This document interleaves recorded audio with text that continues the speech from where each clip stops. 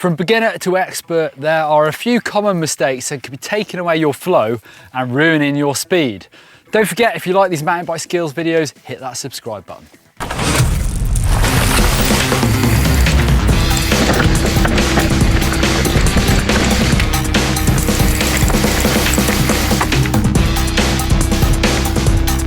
Getting good corner speed is one of the best feelings on a mountain bike. You lay the bike over on the edge of the tyre, sometimes even ripping a bit of a drift on the bike. But one of the worst feelings is running wide on a corner. And it doesn't mean necessarily flying off the track, but just that feeling of the bike kind of going where it wants to and going a bit too high on the corner, robbing you of your flow, of your speed, and feeling like you're not in control of the bike.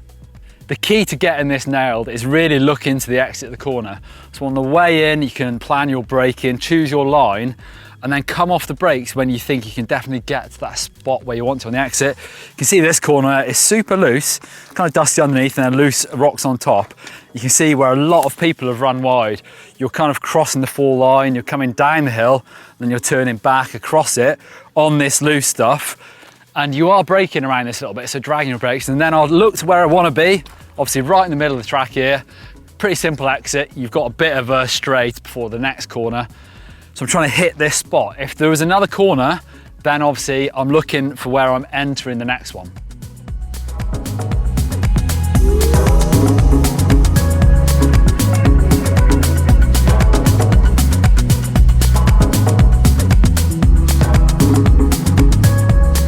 Moving it on from exiting corners or flowing through corners, the next mistake people make is poor line choice. I guess it's kind of the same thing. You want to be on the right line when you come out of corner. But there's other things to think about as well. So trying to flow from corner to corner or down a trail. So picking lines, just kind of open it up. Not like a race car, sort of apexing. Very often, sometimes you do. But more I'm looking for where the grip is. So kind of undulating down this part of the trail. I've got a nice berm on the outside, so plenty of grip there. And then there's the next section where if I go wide on the next corner, it opens up the rest of the trail and then I exit with really good speed. So I guess this probably comes from my, my long-term racing career when I used to do this every weekend, but I still really enjoy trying to read a trail and trying to find the quickest way down it. Even if I'm on a chill ride, I'm not necessarily going in as fast as I can. It's kind of practicing my instinct for picking the best line on the trail. Collisions on the trail will slow you down, and I don't necessarily mean face first into a tree. That will slow you down, but I don't really mean that. What I mean is little bumps on the ground that anything you roll into is kind of stopping your momentum. So it can be as simple as going around it. If there's a really rough like braking bump section, try and go around it. Probably means you can have more grip and you can brake later or whatever. But often it's just really small bumps that are just taking all your momentum away. So having good bike setup, like the right tyre pressure, but also that small bump sensitivity on your bike will make such a difference for this. I've ridden some bikes that are really harsh at the start of the stroke on their suspension and they just feel slow. If you've got a really nice supple part at the very start, then you're gonna really bounce over these things really nicely.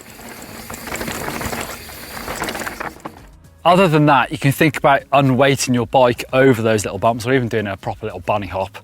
So again, you're taking those little collisions out of the equation. This section here is quite rough, but I'm coming downhill quite fast, so not too stressed by these. I'm just hanging back off the bike to smooth them out. But in this section down here, it's quite a hard braking zone, so I want to make sure that I'm not slamming into these things at the same time I'm trying to be smooth on the bike. So yeah, occasionally you want these collisions to help slow you down. Sometimes they can mess you up as well, but let's have a go.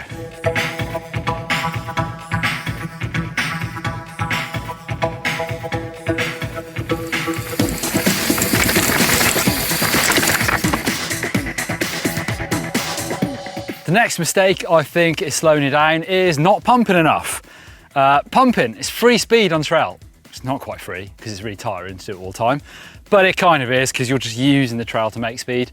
Super obvious on a pump track where if you get it right, you feel yourself accelerate. So get 4 or 5 in a row, you're just getting faster and faster the whole time. Out on the natural trail, it's a bit less obvious, I think, but I think it's key for going really fast for racing, enduro, downhill. It's so important for being really fast that it will help you even if you're not racing. So here, this is quite a fast section anyway, but you can make a bit more speed. There's a couple of really nice transitions here where I'm gonna rolling here, my suspension is going to squash. I'm just going to exaggerate that and do it on the back wheel, and that will make me some more speed. And it's a nice, safe place to be, because if you do it over the back wheel, you're going to be heels down. And if you hit any of these obstacles, because there definitely are some, it's pretty wild still down here, then you're in a safe position because your weight is behind the bike. So it's key for going really fast, and I think a lot of people don't do it enough.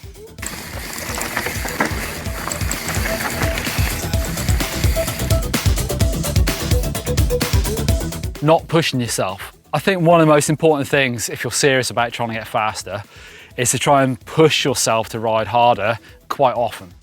For me, that normally means racing of some sort. Regular racing will get you into the zone a lot and focus the mind on going fast. And it does rub off into your day-to-day riding.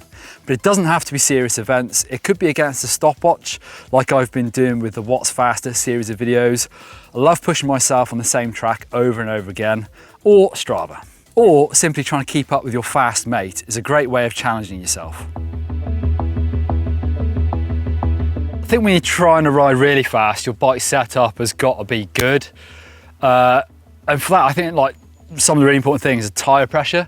If you're running them too soft, you'll find that eventually you're pushing hard. You'll be rolling that tire. Even if you don't burp it, you'll find they're moving on your rim too much, and that's a horrible feeling. And sometimes if you roll it too much, it will pop off, and that can cause it to crash. Obviously too hard and you'll just be pinging off all the rocks and every little bump, and it makes your bike feel really harsh, but also obviously you're not getting as much grip as you could be. So there's a balance point, and that depends on your weight, how aggressive you're riding, the type of bike, you know, how much travel you got, so loads of different things. But trying to ride the right pressure for you when you're pushing hard is really important. And suspension, the basics are, of course, getting the right sort of pressure in them. If you're using air, get the right sag, you know, for coil, whatever. But also then keep an eye on how you're using that suspension. Are you going all the way through it? You can see I've not used all the travel on my fork. So is it too progressive? Could I take out an air volume spacer? I would definitely keep an eye on those sort of things. If you've got air shocks, it's much easier to, you know, really look at those and dial those in. But, you know, it's not a set and forget thing with suspension. I think you really need to check on how well you're using it. This is a section of trail that I've raced on an enduro race. I used to come coaching on here. So students, are you listening? I used to call this the Don's Cornering Challenge, because there's like 3 actually really fast corners down here. And then you bomb across this track and go up the hill. The idea is, if you get these corners right, you can get over the top of that hill really quick. So like I said, I've raced here and I realized that was really important. So I could go really fast down here and make a mistake. And if I'm offline or I slide, then my exit speed of here isn't going to be very, very good, and I'm going to have to crank really hard up that hill. The idea is here, the Don's Cornering Challenge, is to go as fast as you can down here, but see how far you can get up that hill just by rolling. So if you nail these corners fast and exit them really fast, you get up the hill. Actually, you can, in the past, I have got over the top of that hill without pedaling. What I'll do to begin with is I'll mark it where my front wheel gets to just by rolling, and if I can get these corners better and better, then I'll get further up. Obviously then if you add in some pedaling on that hill, then you'll be going way faster. So it just shows how your line choice, your corner speed, and how well you pump, because you can get a really good pump going inside that corner, will make you carry speed. It doesn't necessarily, well, it does make you faster, but this could just mean that on your normal ride, your flow will be improved, because you're not then coming into the bottom of that hill with no speed and having to change gear and crank up there using loads of energy. If you nail this bit, you can roll over the top of that hill really easily. So let's have a go, see if I'm as good as I used to be. Right, come on man, no pedaling. Come out wide. Oh, front wheel slip. Oh, I'll take it. Right, I'm dropping into this bit now. It's fun. Okay, I'll do a bit of onboard footage now and I'll talk you through what I'm doing down this bit of trail. Oh, okay, so this bit of trail is kind of undulating the whole way. You don't sort of lose any height, you don't really gain any either, but I'm hopping there to get over those roots, sneaking some pedal strokes in, then pumping. You're trying to do so many different things. It's actually really tiring, this bit of trail. You've got to be unweighting and weighting and pedaling the whole time. So I just popped the front and then back over those roots to carry a bit of momentum. Same here, up and over, pump down, up and over, big pump, It's also quite tight like that bit. On your pedals, it's really easy to clip a pedal on the side of this trail down here, and those could be the worst crashes. You know, a bit of speed, I'm cranking now. A bit more unweighted.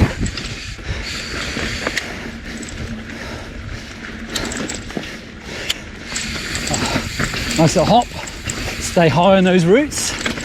Power, power, power. And the heart rate is racing. There you go. Still making plenty of mistakes myself, but there's a few of the ones that I think slow a lot of people down, so practice your line choice, your pumping, and yeah, try and link everything together. Catch you next time.